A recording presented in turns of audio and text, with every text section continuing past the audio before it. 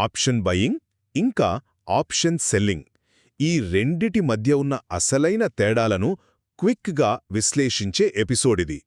Stock మార్కెట్లో options కొనే బయ్యర్స్కి risk చాలా తక్కువని, అదే అమ్మే సెల్లర్స్కి రిస్క్ చాలా ఎక్కువని ఒక పెద్ద అపోహ ఉంది కదా. అసలు ఆ మార్కెట్ లాజిక్ ఎలా పనిచేస్తుందో ఈరోజు పటాపంచలు చేద్దాం. మొదటగా పెట్టుబడి సంగతి చూద్దాం. ఒక ఆప్షన్ బయ్యర్ ట్రేడ్ చేయాలంటే ఎంట్రీ టికెట్ లాంటి ప్రీమియంని పూర్తిగా తన జేబులోంచి క్యాష్ రూపంలోనే కట్టాలి. కానీ సెల్లర్ అలా కాదు. తన దగ్గరున్న షేర్లని లేదా ఫిక్స్డ్ డిపాజిట్లని గ్యారంటీగా పెట్టి బ్రోకర్ దగ్గర మార్జిన్ అంటే సేఫ్టీ డిపాజిట్ తెచ్చుకోవచ్చు.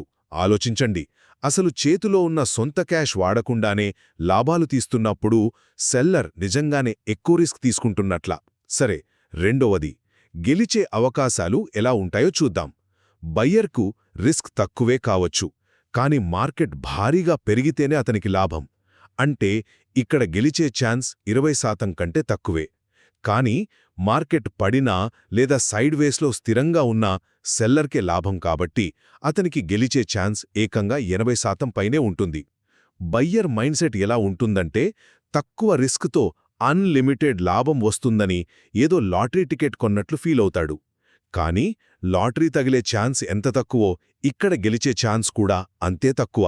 మరి ఛాన్సెస్ తక్కువైనా బయ్యర్ ఎందుకు ట్రేడ్ చేస్తాడు? ఇక్కడే వస్తుంది మన పాయింట్. చివరగా సైకాలజీ మరియు అత్యాశ. బయ్యర్కు ఆ అపరిమిత లాభం వస్తుందనే ఆశ ఉంటుంది. కాని విచిత్రమేంటంటే ఆ అపరిమిత లాభమే బయ్యర్ కొంప ముంచుతుంది. ఎందుకంటే ఎప్పుడు లాభం బుక్ చేసుకోవాలో తెలియక ఆ అత్యాశతో మొత్తం డబ్బు పోగొట్టుకుంటాడు. అదే సెల్లర్కి తన గరిష్ట లాభమెంతో ముందే తెలుసు కాబట్టి అత్యాశకు పోడు. ఈ అపరిమిత లాభమనేది ట్రేడర్కి ఒక అడ్వాంటేజ్ కాదు, నిజానికి అదొక పెద్ద సైకలాజికల్ ట్రాప్.